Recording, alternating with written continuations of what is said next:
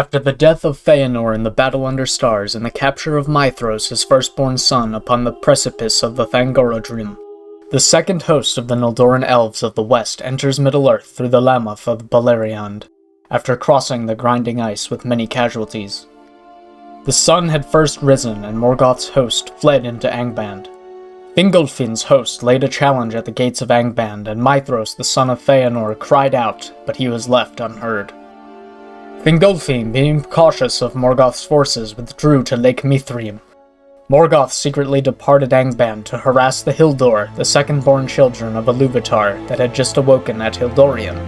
In his place he left his greatest lieutenant, Sauron, whom among the Sindar is known as Gorthar the Cruel. There was tension between Fingolfin and the Sons of Feanor, who left them to endure the Helcaraxe. Finrod, the nephew of Fingolfin, went with him to the southern shore of Mithrim. The Noldor were then divided. At this time, Morgoth issued dark fumes from Angband to cover his host. The new sun was darkened, and the waters of Mithrim were enmeshed in clouds of poison. Fingon, the son of Fingolfin, sought to reunite the hosts of Feanor and Fingolfin. Fingon used to be great friends with Maithros, the firstborn son of Feanor. Fingon set out to rescue Maithros alone. With the darkened sky to cover him, he reached the precipice of Thangorodrim undetected. Fingon took his harp and sang as his voice echoed through the mountains. His song was taken up, and Maithros answered him from afar. Maithros begged Fingon to shoot him and put him out of his misery. Fingon cried to Manwe, the lord of the Valar, and said, "O king to whom all birds are dear, speed now this feathered shaft, and recall some pity for the Noldor in their need." Manwe sent Thorondor, king of the great eagles, who took Fingon to the rock where Maithros had been hung. After Maithros' band could not be loosed, Fingon cut off Maithros' hand from the wrist, and climbed upon the back of Thorondor and flew back to Mithrim with his friend upon his back. Fingon was praised by all the Noldor, and the houses of Feanor and Fingolfin were finally reconciled. Maithros decided to forfeit the kingship of all the Noldor and give it to Fingolfin. "If there lay no grievance between us, lord, still the kingship would rightly come to you, the eldest here of the house of Finwë, and not the least wise." The rest of the Sons of Feanor did not all agree with this promise. The Noldor and the Eagles set a watch upon Angband ever after. The tidings of these events reached the ears of the Lord of Beleriand, King Thingol of Doriath.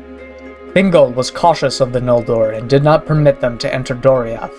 Finarfin's house was exempt from this, for their mother was Eärwen of Alqualongde, Thingol's niece. Angrod, the son of Finarfin, went to Menegroth the Thousand Caves, the capital of Thingol's realm and the greatest stronghold of Beleriand.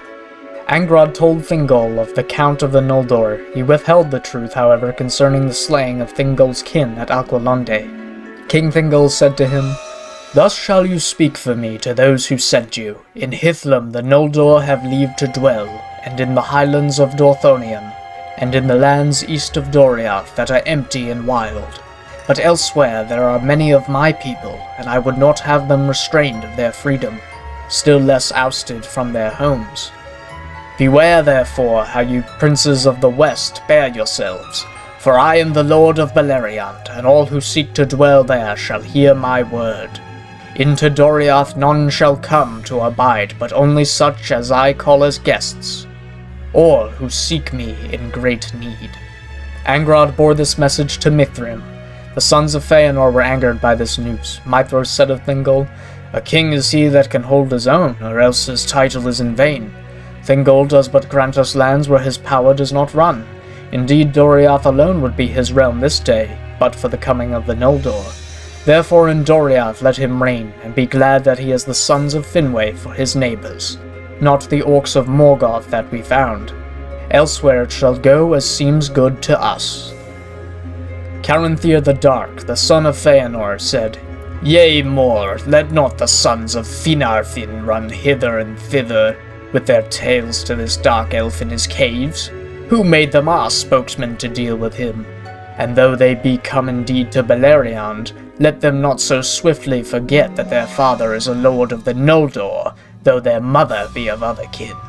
This was a deep insult to Thingol, as he was a Calaquendi, an elf of the light, and went to Valinor with Finwë, Feanor's father, long ago. The Sons of Feanor chose lands for themselves throughout the east of Beleriand. Maithros and his brothers went to the east beyond Aros, to the lands surrounding the Hill of Himring. Maethros and his brothers kept to themselves there and set up a guard against Angband. Maglor dwelt to the east of Himring. Celegorm and Curufin dwelt east of Menegroth by the river Kelong in the region of Himlad. Amrod and Amras dwelt in Estelad to the south of Nan Elmoth, the Dark Wood. Caranthir dwelt in Thargelion, near the Dwarf Road, and about Lake Helavorn near Mount Rerir of the Ered Luin. Caranthir discovered the Nalgrim in Ered Luin, and they had great trade between one another.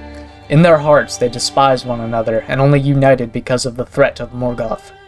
Caranthir was most prideful and arrogant. In the year 20 of the First Age, Fingolfin, the High King of the Noldor, called together a great feast. It was held near the pools of Ivrin, where the river Narog rose in the north. Those that showed up were Fingolfin and Finrod, Maethros and Maglor, Círdan, the Lord of the Havens, and the Green Elves and the Grey Elves. Thingol did not appear, but sent 2 representatives, Mablung and Dairon of Doriath. The Sindar and the Noldor became great friends, but the shadows lengthened from the north, and the peace would not last. In the year 50 of the First Age, Turgon, the son of Fingolfin, and Finrod, son of Finarfin, traveled together and slept beside the Meres of Twilight, near Sirion.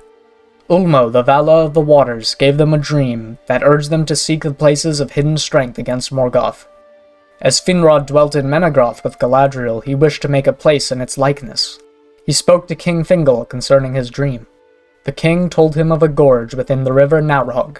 Finrod went to these caves and established Nargothrond in the likeness of Menegroth. The dwarves of Ered Luin aided him for pay from the west. It was in Nargothrond that the Noglamir was made, the necklace of the dwarves. It was a carcanet of gold, and set therein were gems uncounted from Valinor, but it had a power within, so that it rested lightly on its wearer, as a strand of flax, and whatsoever neck it clasped, it sat always with grace and loveliness. Finrod Felagund, the hewer of caves, was his name ever after, though he was not the first inhabitant of Nargothrond. Galadriel stayed in Doriath and fell in love with Celeborn, the kinsman of Thingol. Galadriel learned from the Queen Melian great lore and wisdom concerning Middle-earth, including the making of Lembas, the waybread of the elves. Soon after this, Ulmo guides Turgon from Vinyamar to the hidden valley of Tumladen, where the city of Gondolin was devised, which was inspired by Tirion, the city of the elves in the west. This watchful peace was wonderful for its time. However, it would not last, as the Dark Lord Morgoth would return from the east and take up his northern throne once again.